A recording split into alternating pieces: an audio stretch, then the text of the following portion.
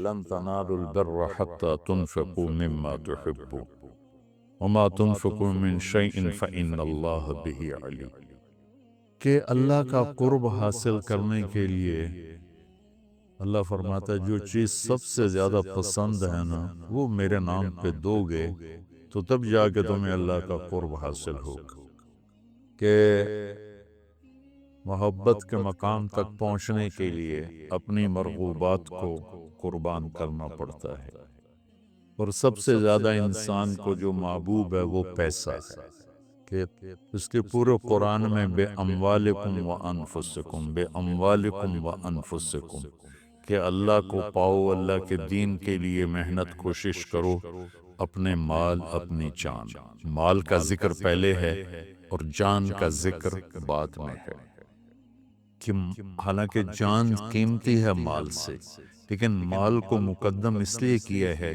کہ لوگ مال پر اپنی جانیں قربان کر دیتے، تو جب آدمی مال قربان کرتا ہے تو پھر جہاں مال لگتا ہے دل بھی وہاں چلا جاتا ہے۔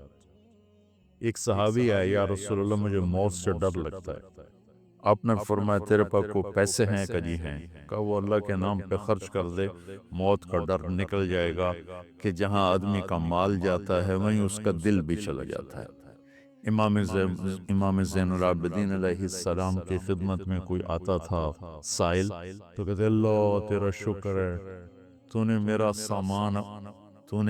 سامان میرے گھر پہنچانے کے لیے سواری بھیج دی۔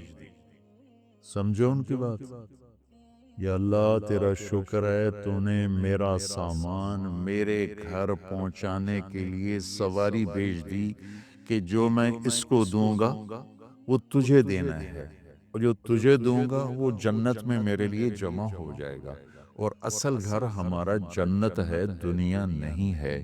تو کہتے تھے یا اللہ تیرا شکر ہے کہ تو نے میرے گھر کا سامان میرے گھر پہنچانے کا سامان پیدا کر دیا۔ تو بچو اللہ سے سخاوت مانگو۔ موسیٰ علیہ السلام نے پوچھا یا اللہ تیرے ناراض ہونے کی نشانی کیا ہے؟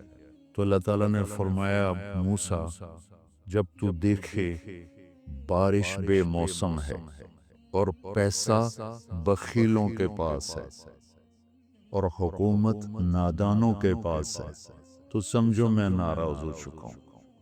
جب بارشیں بے موقع ہوں، پیسہ بخیلوں کے پاس ہو جو نہ خود خرچ کریں نہ کسی اور پہ خرچ کریں، اور حکومت بے وقوفوں کے پاس ہو تو میں ناراض ہوں۔ کہ یا اللہ جب تو راضی ہو پھر جب تو دیکھے بارشیں موقع پر ہو رہی ہیں، پیسہ سخیوں کے پاس ہے، حکومت سمجھداروں کے پاس ہے، تو سمجھ لے کہ میں لوگوں سے راضی ہوں اور ان سے میں خوش ہوں۔ آج پیسہ بخیلوں کے پاس، سخی بہت تھوڑے ہیں جن کے پاس پیسہ، ورنہ سب بخیلوں کے پاس، کہ بالکل کالا سیاہ سپ بن کے اتنے بیٹھے کہ نہیں خرچ کرنا۔ اور ایک کمبخت ہوتا ہے، وہ بخیل کا بھی پیو ہوتا ہے، وہ شحیح ہوتا ہے۔ بخیل تو اوروں پہ خرچ نہیں کرتا، اپنے اوپر پھر بھی کر لے۔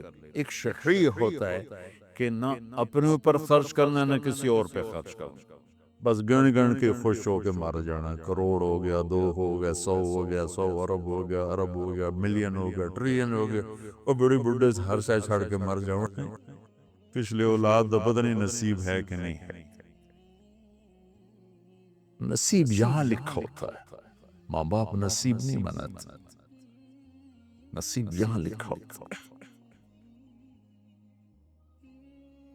تو اللہ کو بخل سے نفرت ہے اور سخاوت اللہ کو پسند ہے،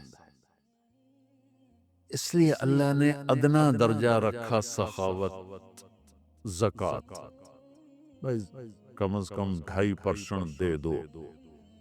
یہ جو بارڈر ہوتے ہیں نا، بارڈر، تو یہ پاکستانی بارڈر ہے، یہ انڈین بارڈر ہے، یہ والی جگہ جو ہوتی ہے نا یہ مشترکہ ہوتی ہے، تو ادھر سے وہ ادھر آ گیا ہے، پاکستان سے وہ نکل چکا ہے، انڈیا میں داخل نہیں ہوا ہے، اس بیچ کا جو ٹکڑا ہوتا ہے، تو جو آدمی زکوٰۃ دیتا ہے وہ بخیلوں سے نکل آتا ہے اور سخیوں میں شامل نہیں ہوتا۔ ابھی وہ راستے میں ہے، اگر وہ 2500 پہ 1 روپیہ بھی اوپر کر دے تو سخیوں کے بارڈر میں داخل ہو جائے گا۔ یہ پھر آگے سخاوت کی کوئی حد کوئی نہیں، لیکن جب تک وہ زکوٰۃ دینے والا کوئی سخی داتا نہیں بن گیا، بخل سے نکل گیا، درمیان میں، جیسے مرد و عورتوں کے درمیان ایک مخلوق ہے نا، نوشیروان کا پوتا تھا خسرو، جس نے اللہ کے نبی کا خط پڑھا، اس کے پاس آیا ایک مچھیرا مچھلی لے کر، اس کو اتنی پسند آئی، انہوں نے کہا 4000 دینار اس کو دے۔ 4000 دینار 80 کروڑ روپیہ بنتا ہے۔ تو اس کی بیوی نے اس کے کان میں کہا، یہ کیا کیا؟ کیا کیا؟ کہ ایک مچھلی پہ 4000 دینار دے دیا ہے تو خزانہ خالی کرو۔ اتنے بے وقوف۔ اس کی بیوی کا نام تھا شیریں۔ انہوں نے کہا تو کیا کروں، میں تو بادشاہ ہوں، کہ اس کو واپس بلاؤ، اس سے پوچھو یہ مچھلی نر ہے یا مادہ؟ وہ کہے گا نر ہے، تم کہنا واپس لو، ہمیں مادہ چاہیے تھی، پیسے دے دو۔ وہ کہے گا مادہ ہے، تم کہنا ٹھیک ہے واپس لے لو، ہمیں نر چاہیے تھا، ہمارے پیسے ہمیں دے دو۔ ٹھیک۔ تو اس کو بلایا، ہاں بھائی یہ مچھلی نر ہے یا مادہ؟ کہ حضور یہ ہیجڑا ہے نا۔ ہاں یہ نر ہے نا۔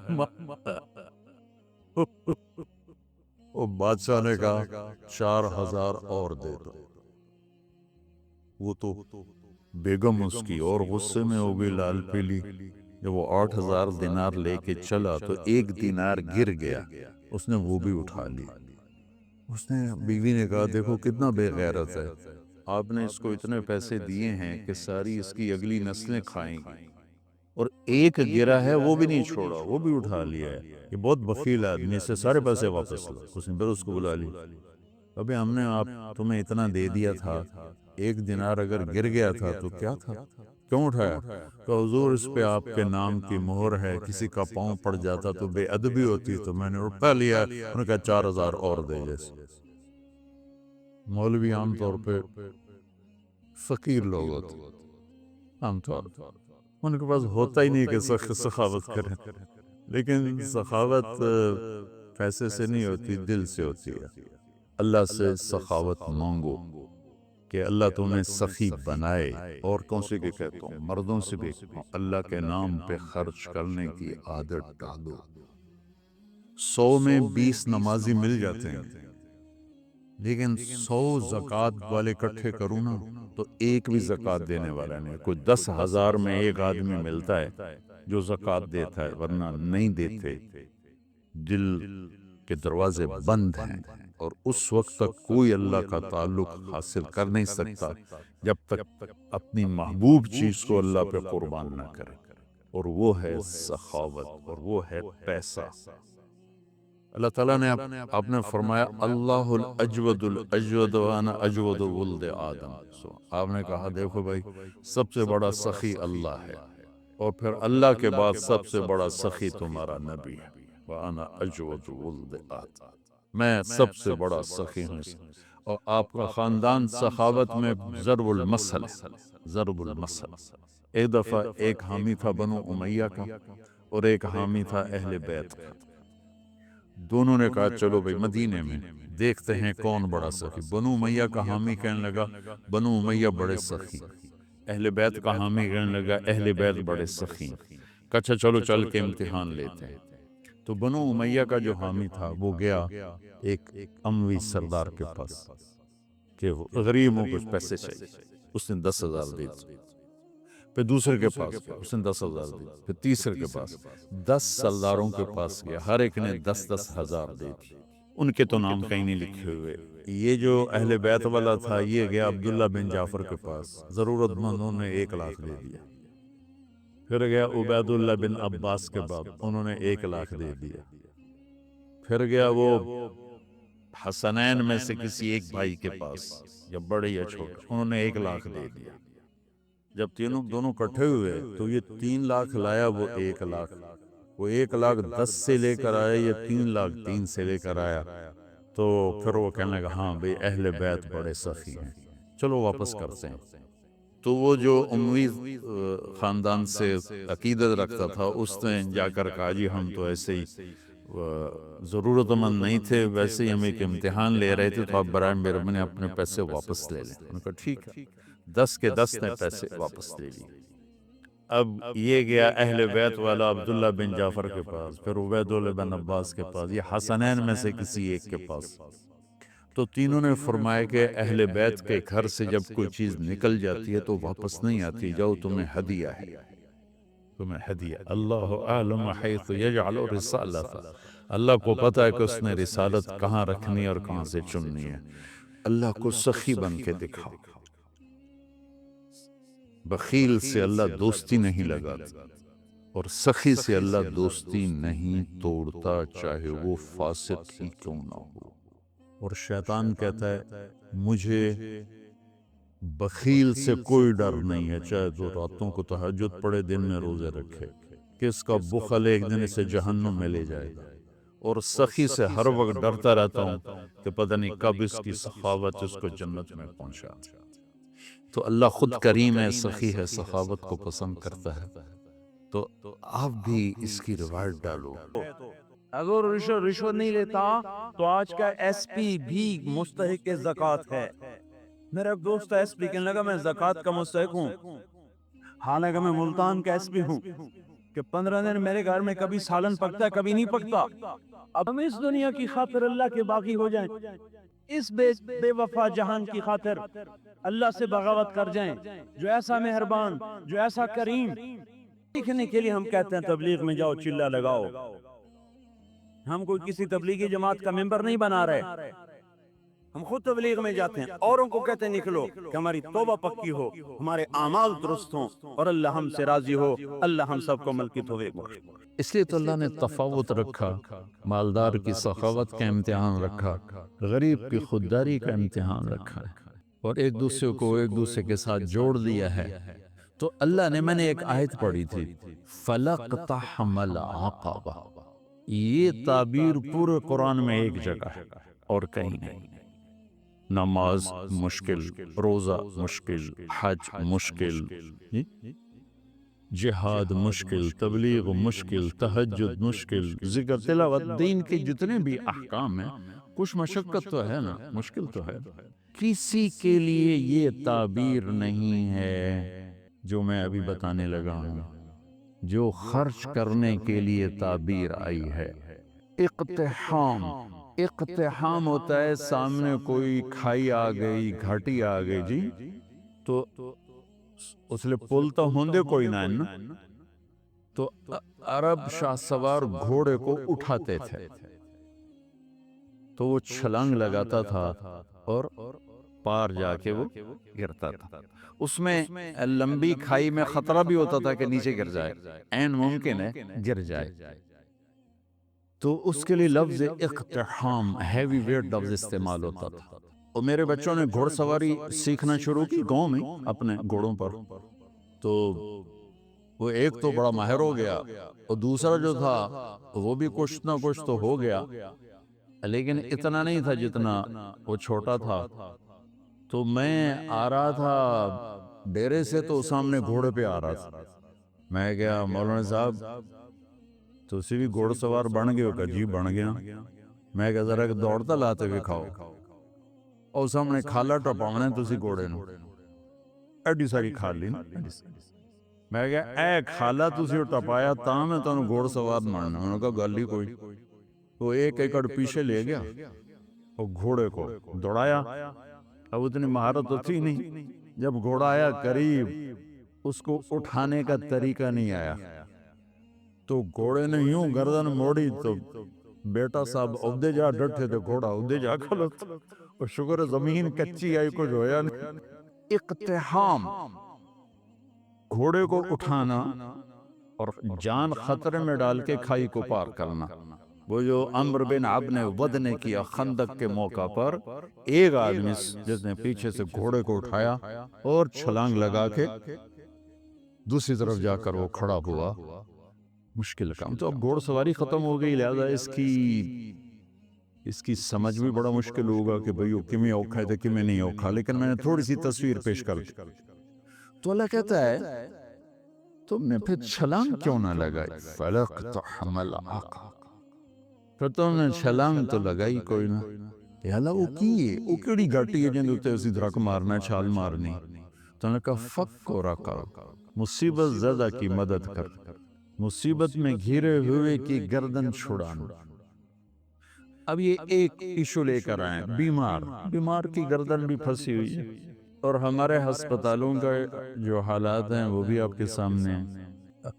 کچھ حکومت کا خزانہ تھوڑا ہے، کچھ ہمارے معاشرے میں دیانت کوئی نہیں، خدمت کا جذبہ کوئی نہیں. میں ہاتھ جوڑ کر ڈاکٹروں کے آگے کہ ہمارے اکثر ڈاکٹر تاجر ہیں، ڈاکٹر نہیں ہیں. وہ پیشنٹ نہیں ڈیل کرتے، وہ کسٹمر ڈیل کرتے ہیں. تبادلہ ہوتا ہے مریضوں کا، بھیج دا پہ میرا کتنا کمیشن ہے، تینوں بھیج دا پہ میرے واسطے کیے. تو بہرحال کمیوں کا ذکر نہیں کرنا چاہیے، خوبیوں کا ہی کرنا چاہیے. لیکن بس ہم نوا میں بھی کوئی گل ہوں کہ خاموش رہوں، کوئی نہ کوئی تو زبان پہ آئی جاتا ہے. نالے بلبل کے سنوں اور ہماتن گوش رہوں، ہم نوا میں بھی کوئی گل ہوں کہ خاموش رہوں.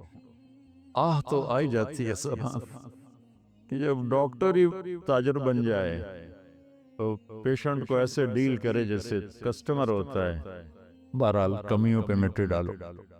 تو میرے رب نے لوگوں کی مدد کرنے کی جو تعبیر کی ہے وہ ہے چھلانگ لگانا. تو انہیں چھلانگ کیوں نہ لگائی؟ کیا یا اللہ تہجد نہیں، روزہ نہیں، حج نہیں، جہاد نہیں، قرآن دی تلاوت نہیں، ساڑی طرح بے کے بخاری پڑھاونا نہیں. کیا یا اللہ کہ میرے دکھی بندوں کی گردنیں آزاد کرا، دکھیوں کی مدد کر.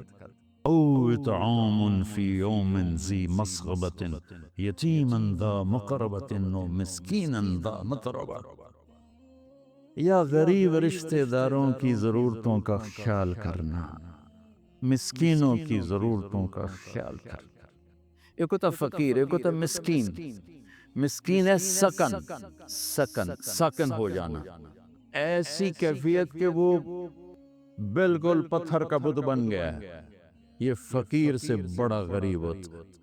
تو میرے رب نے کہا غریبوں کی مدد، رشتہ داروں کی مدد، جن کی گردنیں بیماری میں، قرضے میں، کسی بھی چیز میں پھنسی ہوئی ہیں، آزاد کرانا.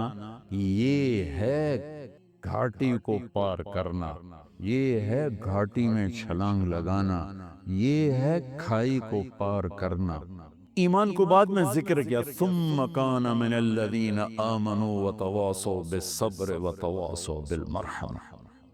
پھر ایک تھوڑا سا قانون بتا دیا کہ یہ صفات کافر بھی کر سکتا ہے، لیکن قبول اس کی ہوں گی جو ایمان والا بھی ہو، صبر والا بھی ہو.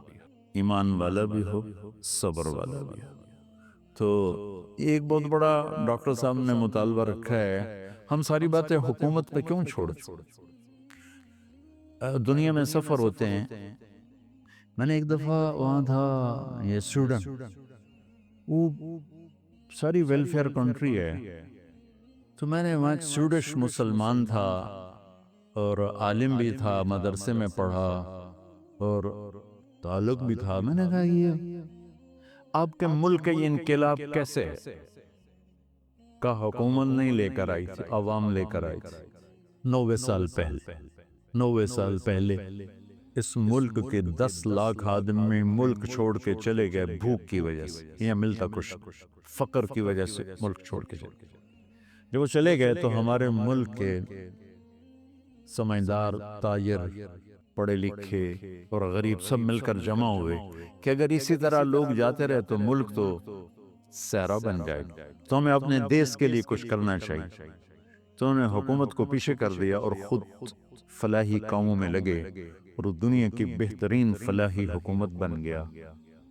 ہماری حکومت بھی ذمہ دار ہے، لیکن وہ ہماری حکومت غریب حکومت ہے، اور کچھ بددیانتی کی انتہا ہے، خیانت کی انتہا ہے، تو ہر جگہ تو وہ پہنچنا بھی چاہیں تو نہیں پہنچ پاتے ہیں۔ تو آپ لوگ ہم لوگ مل کر اینٹ پہ اینٹ رکھیں تو کتنے ہسپتال بن سکتے ہیں، کتنی بچیوں کی شادیاں ہو سکتی ہیں، کتنے بے گھروں کو گھر مل سکتے ہیں، کتنے مسکینوں کی ضرورتیں پوری ہو سکتی ہیں۔ یہ اللہ کو انتہائی پسند ہے، سہولت دینا اپنے اللہ کے بندوں۔ ایک حدیث سنا کے بعد ختم کرتا کہ اللہ کو اپنے بندوں کو سہولت دینا کتنا پسند ہے۔ میرے نبی نے فرمایا کہ ایک آدمی قیامت کے دن پیش ہوگا، بنی اسرائیل پہلے فرشتے، پہلی چیکنگ فرشتے، ہاں بھائی کیا ہے تیرے پاس؟ کہے گا زیرو، کچھ نہیں۔ پھر کہیں گے کوئی سوچ وچار کر، کچھ، اس کو اللہ کے سامنے پیش کریں، یا اللہ تیرا بندہ ہے، سن لو کیا کر۔ اللہ تعالیٰ فرمائیں گے آج کے دن کچھ لائے ہو؟ کہے گا کچھ نہیں لائے۔ تو اللہ تو کریم ہے نا، اللہ کہیں گے کچھ سوچتا صحیح، کوئی بھلے نال ہی کر بیٹھو ہمیں، سوچتا صحیح، کچھ تو کیتا ہوئے گا تم۔ تو سوچ سوچ سوچ کے کہنے گا یا اللہ میں تاجر تھا، تاجر تو لوگوں کو مال دیتا تھا، جب کوئی دینے کے قابل نہیں رہتا تھا، کوئی اس پہ آفت آ گئی، نقصان ہو گیا، گھاٹا پڑ گیا، تو میں اپنے ملازموں سے کہتا تھا اس کو معاف کر، مطالبہ نہ کر۔ اور جب کوئی دے سکتا تھا اور دینے میں دیر کرتا تھا تو میں اپنے ملازموں سے کہتا تھا اسے تنگ نہ کرو، جب دے گا ٹھیک، ادھر مگر نہ پہ جاؤ۔ یہ آپ کے بازاروں میں روز لڑائیاں ہوتی، اور گریبان پکڑے ہوتے ہیں، ٹیلی فونوں پہ لگے ہوتے ہیں، گالیاں دے دے، چونکہ کاروبار سارا ادھار پہ چلا گیا ہے، دینے والا دینے کے لیے تیار نہیں، لینے والا سوٹا لیتے سر تے کھلوتا ہے۔ تو نے کہا یا اللہ بس میں یہ کرتا تھا، جو دے نہیں سکتا تھا اسے معاف کر دیتا تھا، جو دینے کے باوجود دیر کرتا تھا اسے تنگ نہیں کرتا تھا، نہ اس کے ایمان کے بعد اور کچھ نہیں، ایمان کے سوا اور کچھ نہیں۔ جس پر اللہ تعالیٰ فرمائیں گے واہ واہ، تم نے میرے بندوں کے ساتھ اتنا سہولت کا معاملہ کیا، تو میں رب ہو کر کیوں نہیں کروں گا؟ چل جا، معاف موجا جاؤ جنت، میری جنت میں۔ اللہ بڑا کریم ہے، تھانے دار نہیں ہے، رب ہے، رب رب کریم، رب معاف کر کے خوش ہو رہا ہوتا، اج تو بدل ہے کہ خوش ہونا ہے، وہ معاف کر کے خوش ہوتا۔